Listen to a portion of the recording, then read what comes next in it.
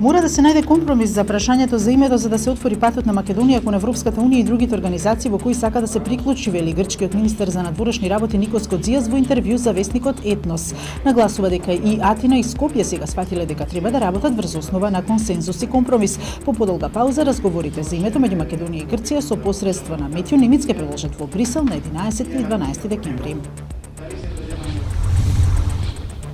Новата влада е определена кон одржливи решенија во образовниот систем во кој што досега многу се експериментираше. Најголема штета претрпеат децата, учениците, студентите и професорите, истакна денеска премиерот Зоран Заев, кој рече дека Министерството за образование и наука започнало со ревизија на наставните планови и програми на учебниците, како и наменување на законите што се однесуваат на образованието. Се планира и намалување на бројот на предмети во училиштата за учениците да можат да се стекнуваат со знаења главно таму и да имаат повеќе слободно време.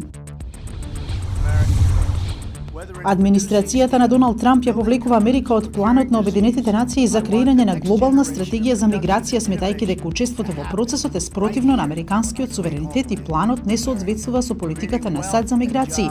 Амбасадорката на САД Ники Хејли го информирала генералниот секретар на Обединетите нации Антонио Гутереш дека Трамп не сака државата да учествува во глобалниот договор. САД под дирекција на Трамп веќе се повлекува од договорот за климатски промени и ЮНЕСКО.